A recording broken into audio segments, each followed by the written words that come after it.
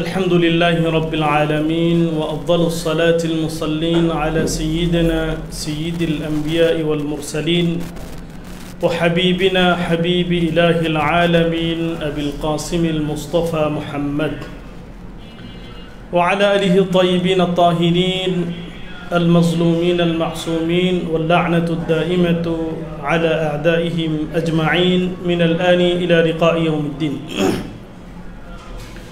أما بعد فأعوذ بالله من الشيطان الرجيم. بسم الله الرحمن الرحيم.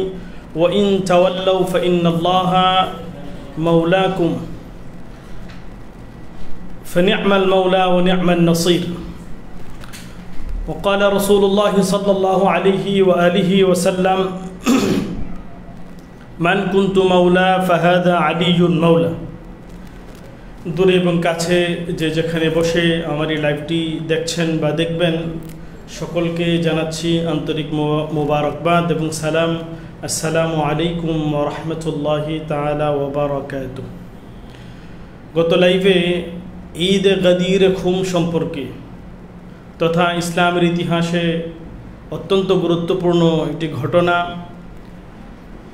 একজন মুসলমান এবং একজন মুমিনের জন্য যে আকিদা বিশ্বাস এবং যে ঘটনার উপর ঈমান এবং তা পুঙ্খানুরূপে বুঝে যদি তার উপর আমল করে তাহলে তার দুনিয়া এবং আখিরাতে নাজাতের জন্য যে ঘটনার উপর বিশ্বাসই যথেষ্ট।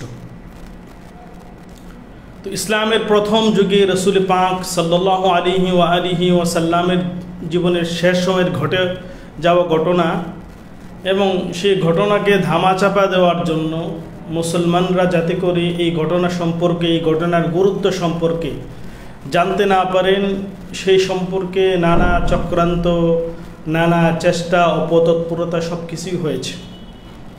আলহামদুলিল্লাহ রাব্বিল আলামিন, আল্লাহ পাকের শুকর যে এই ইদানিংকালে বাংলাদেশের মুসলমানগণ গাদির খুম সম্পর্কে ভালোভাবে জানতে পেরেছেন এবং বুঝতে চেষ্টা করতেছেন। যখনই মানুষের কাছে গাদির পৌঁছে যাচ্ছে এবং মানুষ গাদির সম্পর্কে জানতে পারতেছেন, বুঝতে পারতেছেন, ঠিক তখনই একদল বিদ্বেষী যারা আসলে যাদের আকাবিররা পূর্বেও চেষ্টা করেছেন এবং আজ থেকে 1400 বছর গত হয়ে যাওয়া ঘটনাকে ধামাচাপা দেওয়ার জন্য যে চেষ্টায় তারা লিপ্ত ছিল, সেটা যখন আর সফল হচ্ছে না তখন তারা উঠে পড়ে লেগে গেলেন গাদির যে মূল উদ্দেশ্য সেই উদ্দেশ্যকে ধামাচাপা দেওয়ার জন্য। গত লাইভে আমি আলোচনায় ছিলাম যে গাদির অসংখ্য অগণিত রাবিদের 110 জন সাহাবী রাসূল, যার মধ্যে আশারায়ে মুবাশশারার অনেক সাহাবীও ছিল, যাদেরকে আশারায়ে মুবাশশারা বলে থাকেন। তাদের অনেকে ছিল, জালিলুল কদর সাহাবীরা ছিল, তাবিঈনরা ছিল এবং অসংখ্য অগণিত মুফাসসির মুহাদ্দিসগণ গাদির বর্ণনা করেছেন। প্রশ্ন থেকে যায়, এই অসংখ্য অগণিত মুফাসসির বর্ণনা করার পরেও মানুষ আজ পর্যন্ত গাদির সম্পর্কে সুস্পষ্ট ধারণা রাখে না কেন? তো যাই হোক, আজকের আমার গাদিরের আলোচনা বিষয়, গাদিরের যে মূল বিষয়বস্তু তথা রসুল পাক যেই দিন মৌলায়ে কায়নাতের হাতকে উঁচু করে ঘোষণা দিয়েছিলেন মান কুনতু মাওলা ফাহাদা আলিউন মাওলা, আমি যার মাওলা আমার পর আলীও তার মাওলা। এই যে অর্থটা মাওলা অর্থ এখানে কি দাঁড়ায়, সেদিন রসুল পাকের উদ্দেশ্য কি ছিল? মাওলা অর্থ যে আমি যার বন্ধু আলীও তার বন্ধু আমার পরে, অথবা আমি যার অভিভাবক, আমি যার নেতা, আমি যার সাহায্যকারী আলীও তার সাহায্যকারী, এই ধরনের নানা আলোচনা। আজকে এই যে মাওলা রসুল পাক যেখানে মাওলা অর্থ কি বুঝিয়েছেন, রসুলের উদ্দেশ্য কি ছিল, এই জিনিসটাকে ডাইভার্ট করে অন্যদিকে নিয়ে যাওয়ার আপ্রাণ চেষ্টা চলছে। মাওলা শব্দের ব্যাখ্যা বিশ্লেষণে আমরা যদি যাই, কোরআনুল কারীমে আল্লাহ তাআলা মাওলা শব্দের কোরআনুল কারীমে আল্লাহ রাব্বুল আলামিন মাওলা শব্দ ব্যবহার করেছেন 12 বার। তার মধ্যে সূরাতুল আনফাল 40 নম্বর আয়াত, সেখানে আল্লাহ তাআলা বলেছেন ওয়া ইন তাওয়াল্লাউ ফা'লামু আন্নাল্লাহা মাওলাকুম নি'মাল মাওলা ওয়া নি'মান নাসির।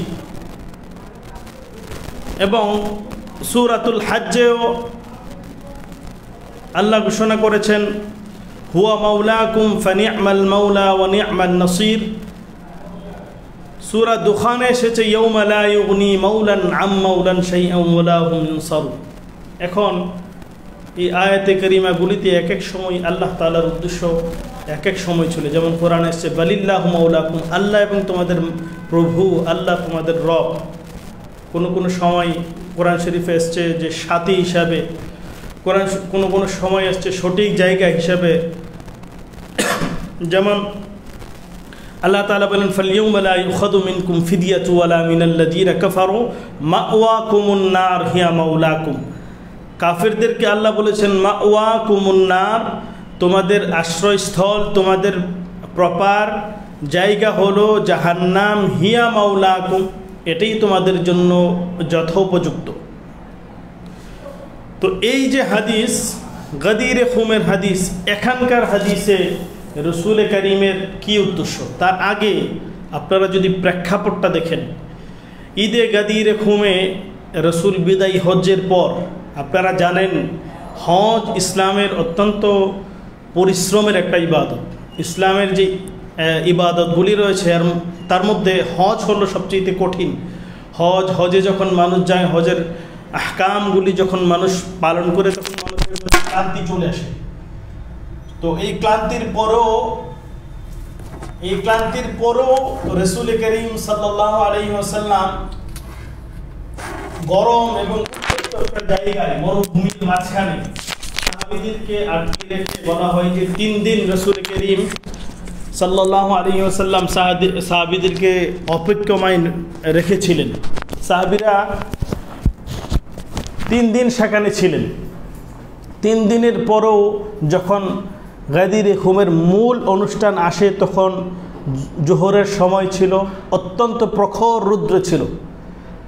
যারা গাদিরে খুমের ঘটনা বর্ণনা করেছেন ওনারা বলেন এত গরম ছিল, সাহাবীরা বলেন আমরা বালির উপর এক পায়ের উপর আরেক পায়ে রাখতাম, কারণ একটা পা কিছুক্ষণ বালির উপর রাখার ক্ষমতা আমাদের ছিল না, এত গরম ছিল। আমাদের মাথার আবাত আমরা তখন কি করতাম, মাথায় দিয়ে রাখতাম। এত গরমের মধ্যে সরকারে কায়নাত, যে নবী উম্মতের প্রতি সবচেয়ে মায়াশীল, দয়াশীল, সে নবী ঘণ্টাখানেক লম্বা বক্তৃতা দিলেন। সাহাবায়ে কেরাম থেকে সাক্ষ্য নিলেন, সাহাবায়ে কেরাম থেকে শপথ নিলেন। রসুল করিমের গাদিরে খুমের মান কুনতু মাওলা বলার আগে যে অংশটা ছিল, রসুল বলেছিলেন আলাস্তু আউলা বিল মুমিনিনা মিন আনফুসিকুম, আমি কি তোমাদের জান, মাল, সন্তান, সন্ততি এই সব কিছু থেকে উত্তম নয়, আরও কাছের নয়? সাহাবায়ে কেরাম বলেছিলেন বালা ইয়া রাসূলুল্লাহ, হে রসুল অবশ্যই। তখন রসুল মাওলায়ে করিমের হাত, মাওলায়ে কায়নাতের হাত উঁচু করলেন এবং বললেন মান কুনতু মাওলা ফাহাজা আলিয়ুল মাওলা, আমি যার যার মাওলা ছিলাম, আলিও তার মাওলা। এখন এই যে মাওলা বলছেন, আউলা বিল মুমিনিনা মিন আনফুসিকুম বলেছেন, তোমাদের জানের চেয়ে তো আরও নিকটতম। অথবা সূরাতুল আহজাবে আল্লাহ বলেছেন আন্নাবিয়্যু আউলা বিল মুমিনিনা মিন আনফুসিহিম। তো রসুল উম্মতের মোকাবেলায়, রসুল কি আমাদের কাছে যেই মাওলা, সেই মাওলাটা কি আমাদের বন্ধুর মতো, না সাধারণ মানুষের যে সম্পর্ক সেই সম্পর্ক? এখন যারা বন্ধু বলে থাকেন, যারা বলেন যে এখানে রসুলের মাওলা বলার উদ্দেশ্য ছিল যে আমি যার বন্ধু, আমার পরে আলীও তার বন্ধু। রসুল বলেছেন মান কুনতু মাওলাহু, যা আমি যার যার মাওলা ছিলাম। এখন মুসলমানদের আকীদা রসুলের প্রতি কি সাধারণ বন্ধুর মতো, নাকি নেতার মতো, অভিভাবকের মতো, জান প্রাণ মাল এর চেয়ে তো আরও বেশি উত্তম, আরও নিকট যদি মনে করা হয় যে রসুল সাহাবিরা রসুলকে সাধারণ বন্ধুর মতো ভাবতো, তাহলে ঠিক আছে। আপনাদের ইমান যদি এটা হয় তাহলে ঠিক আছে, রসুল যেমন বন্ধু, রসুলকে আপনারা যেমন ভাবেন। এখন প্রশ্ন হলো মান কুন্তু, রসুলকে যেমন ভাবতে হবে, ওলি হিসাবে, অভিভাবক হিসাবে রসুল বলেছেন ফালিউন মাওলা, আলী আমি যেমন ওলি আলীও তেমন ওলি। তাহলে রসুলকে আমাদের সাধারণ বন্ধু। আল্লাহ কোরআনে যে আন্নবিয়্যু আউলা বিল মুমিনিনা মিন আনফুসিহিম, এই আউলাটা সাধারণ আউলা ছিল, যে রসুল এত গরমে সাহাবাই কেরামকে ডেকে অনুষ্ঠান করে 3 দিন গরমে রেখে তারপর মানুষকে বলবেন যে মান কুন্তু মাওলা, আমি যার বন্ধু ছিলাম আলীও তার বন্ধু। এটা কি হাস্যকর হয়ে যায় না? এটা কি আকলে কুল, পৃথিবীর মানব ইতিহাসের সবচেয়ে জ্ঞানবান ব্যক্তি, উনি কি বেহুদা কষ্ট করে এই জিনিসটা শুধু বলতে পারেন যে আমি যার বন্ধু ছিলাম আলীও তার বন্ধু? তো এখন আসি যে মাওলা অর্থ আপনারা যেভাবে নিয়ে আসছেন, মাওলা শব্দের অর্থে যারা আরবি ভাষাবিদ ওনারা প্রায় 24টা অর্থের মতো করেছেন। এর মধ্যে আমরা রসুল যেভাবে বলেছেন এটা যদি আরবির সাথে আমরা আরবির সাথে মিলিয়ে দেখি, যেমন মান কুন্তু মাওলা, মাওলার একটা হলো রব। আপনারা আমি তেলাওয়াত করেছি যে আল্লাহ পাক বলেছেন বালিল্লাহু মাওলাকুম, আল্লাহ হলেন তোমাদের রব। অথবা ফানি'মাল মাওলা ওয়া নি'মান নাসির। এখন এই অর্থ যদি রাসূল পাকের হাদিস আমরা ব্যবহার করি, মান কুনতু মাওলা, আমি যার রব ছিলাম, আলীও তার রব, তাহলে সেটা শিরক হয়ে যায়। রাসূল পাকের নিশ্চয়ই আমি রব সেটা বোঝানো, তাহলে এই অর্থ যায় না। আমু তথা চাচা, তো এটাও যায় না। কিন্তু রসুল যদি বলে থাকেন মান কুন্তু মাওলা, আমি যার চাচা ছিলাম, তারপরে আলীও তার, আমার পরে তার মাওলা, সেটাও কিন্তু অর্থে রসুল পাকের অর্থের সাথে যায় না। তৃতীয় নম্বর অর্থ হলো ভাতিজা। রসুলের উদ্দেশ্য যদি এমন হয় যে মান কুন্তু মাওলা, আমি যার ভাতিজা ছিলাম, যার ফালিউন মাওলা, আমার পর আলীও তার ভাতিজা, রসুল করিমের এই অর্থ প্রেক্ষাপট, এই ঘটনা এর সাথে কি যায়? এটা হাস্যকর হয়ে যায়। তৃতীয় নম্বর হচ্ছে সন্তান, ছেলের সন্তান, সেটাও কিন্তু যায় না। রসুল যদি বলি মান কুন্তু মাওলা, আমি যার নাতি আলীও তার, তাও যায় না। এভাবে আসছে সাথী। তাহলে রসুল যদি বলেন মান কুন্তু মাওলা ফালিউন মাওলা, অর্থ যদি হয় সাথী, রসুল করিম সাল্লাল্লাহু আলাইহি ওয়াসাল্লাম সাহাবাই কেরামকে সাথে রেখে, গরমে বসিয়ে রেখে, ভাষণ দেওয়ার পর, সাহাবীদের থেকে শপথ নেওয়ার পর এবং এই ঘটনা মানুষের কাছে পৌঁছে দেওয়ার অঙ্গীকার নেওয়ার পর যদি বলেন যে আমি যার সাথী ছিলাম আলীও তার সাথী, এই কথাটা কতটুকু যুক্তিযুক্ত, সম্মানিত দর্শক যারা আমাকে দেখবেন আপনারাই কল্পনা করুন। এই অর্থগুলির সাথে, অথবা নাজদিক, রাসূলের নিকটবর্তী, মাওলা অর্থ নিকটবর্তীও বোঝায়। তাহলে যদি নিকটবর্তী, আমি যার নিকটবর্তী আলীও তার। এখন আপনাদের অর্থটা যেটা আপনারা অর্থ করেন যে মুহাইব, ভালোবাসি, বন্ধু। এখন আমি অর্থ করি মান কুন্তু মাওলা ফালিউন মাওলা, আমি যার বন্ধু আলীও তার বন্ধু। এখন প্রশ্ন থেকে যায়, রসুল করিম মাওলায়ে কায়নাত কি সাহাবাই কেরামের বন্ধু আগে থেকে ছিল না, নাকি সাহাবিরা আলীর দুশ্মন ছিল? নাউজুবিল্লাহ মিন যালিক। সাহাবিরা যদি আলীর দুশ্মন হয়ে থাকে তাহলে এই ক্ষেত্রে আপনাদের অর্থ ঠিক আছে, এই অর্থে ঠিক আছে যে আমি যার বন্ধু ছিলাম, আমার পরে আলীও তার বন্ধু, মানে আমার পরে আলীর সাথে দুশ্মনী করা যাবে না। যদি বিষয়টা এমন হয় যে কেউ তোমাদের মধ্যে আলীর দুশ্মন আছে, আমার পরে কিন্তু আলীর সাথে দুশ্মন করা যাবে না, তাহলে ঠিক আছে। আপনারা যদি এই বিশ্বাসী হন যে সাহাবিরা আলীর দুশমন ছিল, তাহলে ঠিক আছে। আর নয়তো এইভাবে 3 দিন মরুভূমিতে রেখে যে হাজিরা শ্রান্ত পরিশ্রান্ত এদেরকে রেখে এদের থেকে ওয়াদা নিয়ে এবং মান কুনতু মাওলাহু ফাহাজা আলিজুন মাওলা এটা বলার পরে রাসূলের আরেকটা ঘোষণা ছিল, সেটা ছিল আল্লাহুম্মা ওয়ালি মান ওয়ালা, হে আল্লাহ, যে আলীর বন্ধু আপনি তার বন্ধু হয়ে যান। এরপর বলেছেন ওয়াদি মান আদা, আলীর সাথে যারা দুশমনি করে তাদের সাথে দুশমনি করুন, তাদেরকে আপনি দুশমন হিসাবে গ্রহণ করুন। ওয়ানসুর মান নাসারা, যারা আলীকে সাহায্য করে আপনি তাদেরকে সাহায্য করুন। ওয়াখজুল মান খাজালা, যারা আলীকে অপমান করার জন্য আসে আপনি তাদেরকে অপমানিত করুন। তাহলে এই জাস্ট বন্ধু বলার জন্যে এত কিছু রাসূল বলবেন, বদদুয়া দিবেন, দোয়া করবেন, এবং সাহাবাই কেরাম যারা সামনে ছিলেন এদেরকে আনবেন, যারা পেছনে ছিলেন এদেরকে আনবেন, স্টেজ সাজাবেন, বক্তৃতা দিবেন।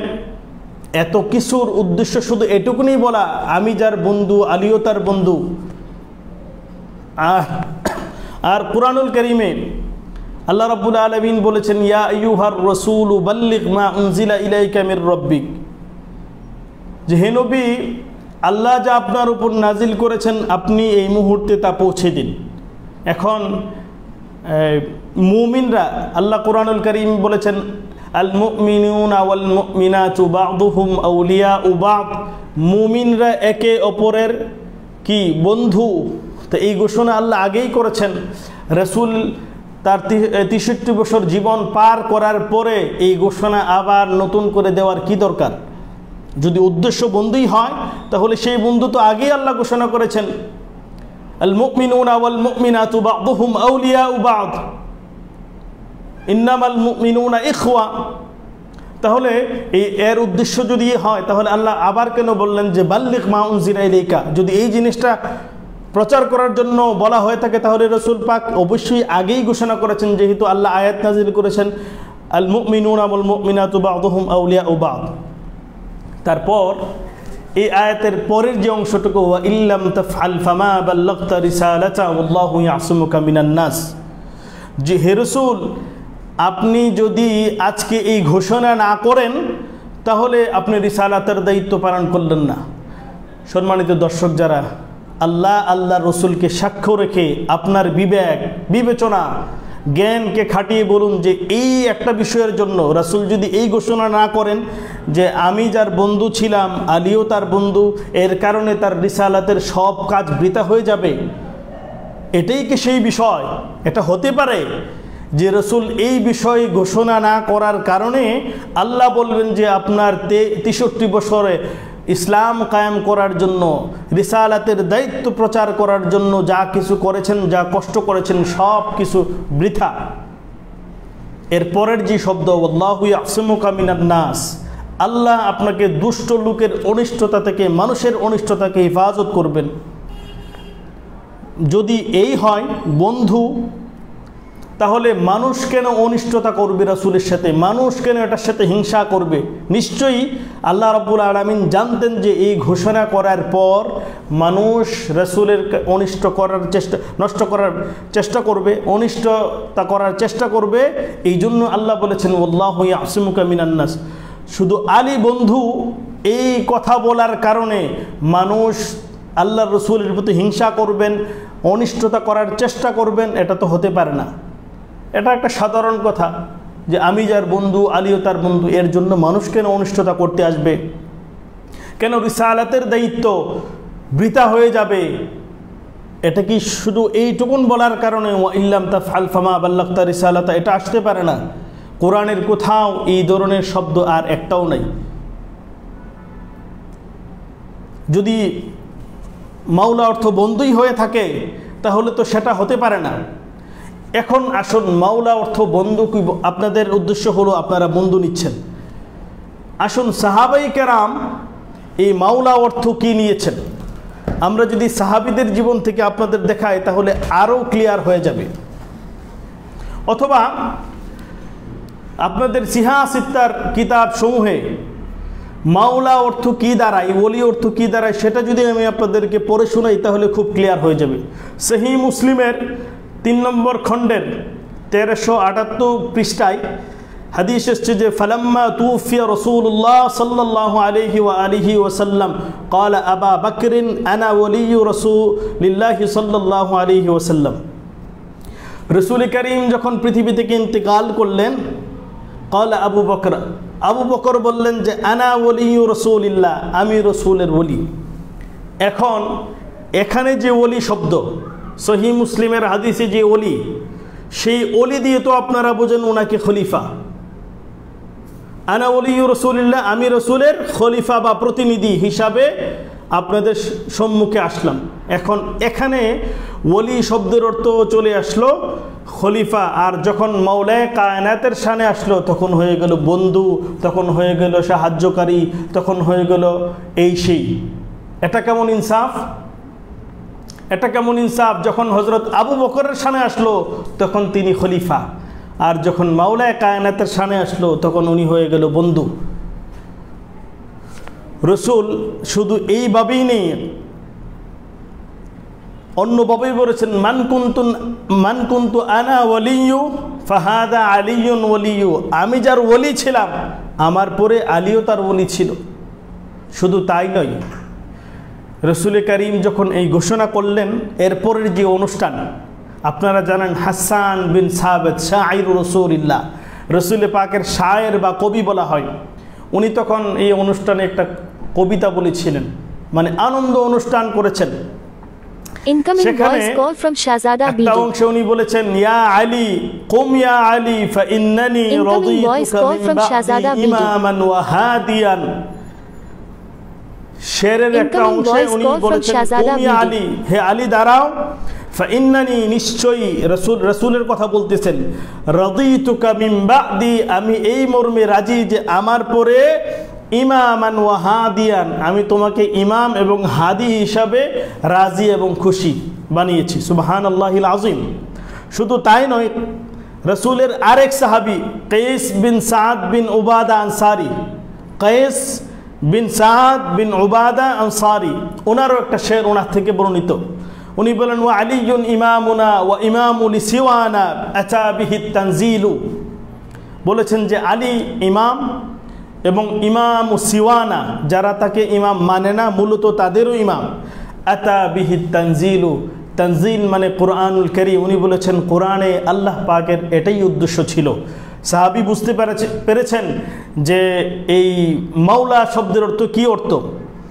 উনি তখন আরেকটু ব্যাখ্যা করেন, বলেন যে ইয়াউমা কালান নবী, যেদিন রসুল বলেছিলেন মান কুনতু মাওলা ফাহাজা আলিয়ুন মাওলা খাতবুন জালিলু।